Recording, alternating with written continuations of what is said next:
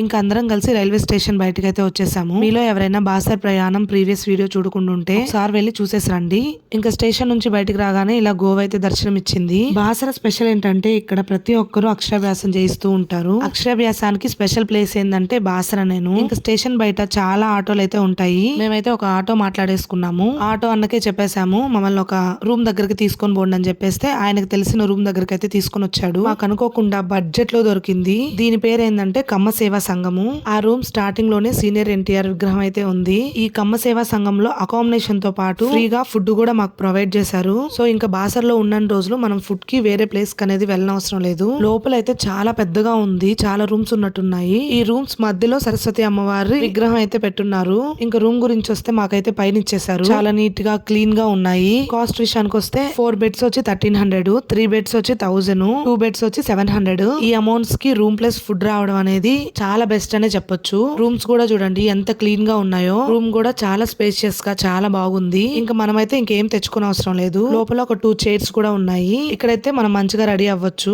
ఒక dressing table ఇచ్చున్నారు. ఇక ట్రైన్ దిగి రూమ్ కి వచ్చేసరికి 11:30, 12 అయిపోయింది. ఇంకా రెస్ట్ తీసుకొని మార్నింగ్ లేసి మంచిగా ఫ్రెష్ అప్ అయ్యి నైట్ వచ్చిన ఆటోనే బాడుకి మాట్లాడేసుకున్నాము. ఇదైతే ఇప్పుడు డైరెక్ట్ గా గోదావరి స్నానఘట్టానికి అయితే తీసుకొని వెళ్తది. పెద్దవాళ్ళందరం రూమ్ లోనే ఫ్రెష్ అప్ అయిపోయాము. బుడ్డోడికి మాత్రం గోదావరి దగ్గర స్నానం చేయించాలని తీసుకుని వెళ్తున్నాము. ఎర్లీ మార్నింగ్ అయ్యేసరికి రోడ్లంతా ఖాళీగా వీధులంతా ప్రశాంతంగా ఉన్నాయి. ఈ హోటల్ దగ్గర అయితే ఆటో ఆయన దించేశాడు. మా బుడ్డోడికి పాలు తీసుకొని తలా ఒక కాఫీ అయితే తాగేసి ఇంకా స్నానఘట్టం దగ్గరకు అయితే వెళ్ళిపోయాము. ఇక్కడ టెంకాయలు కర్పూరాలు అన్ని దొరుకుతాయి. పిల్లలకి బొమ్మలు, మనం నీళ్ళలో వదలడానికి పసుపు కుంకుమ.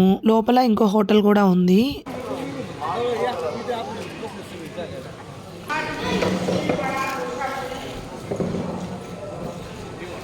ఇదే ఎన్నో పాపాలని హరింపజేసే గోదావరి నది. ఇక్కడ 3 మునకలేస్తే ఎంతో పుణ్యం వస్తుందని ప్రసిద్ధి.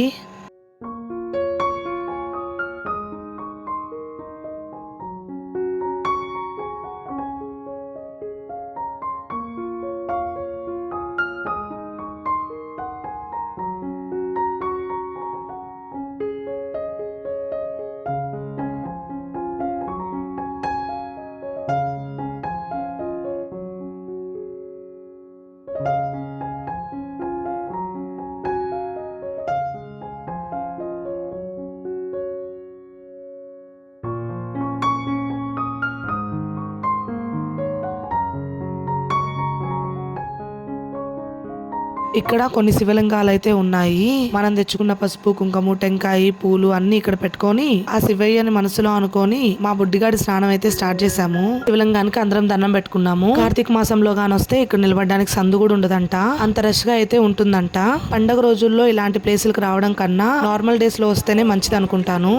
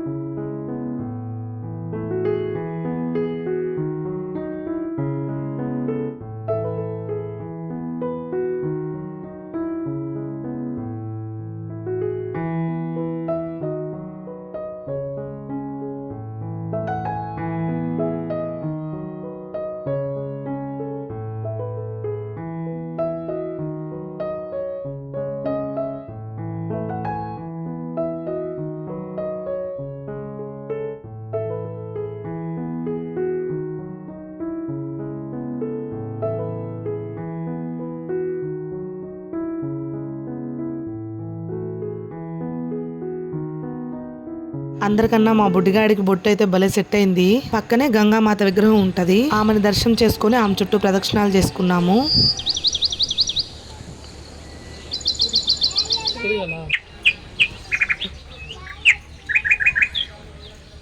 గోదావరి స్నానం అయిపోయాక గంగామాతను కూడా దర్శించుకున్నాక ఇక అక్షరాభ్యాసానికి గుడి దగ్గరకు అయితే వచ్చేసాము. ఇదే మెయిన్ ఎంట్రన్స్. అక్కడ రాసున్నారు చూడండి, శ్రీ జ్ఞాన సరస్వతి దేవస్థానము అని చెప్పేసి. ఇంకా లోపలికైతే వెళ్ళిపోయాము.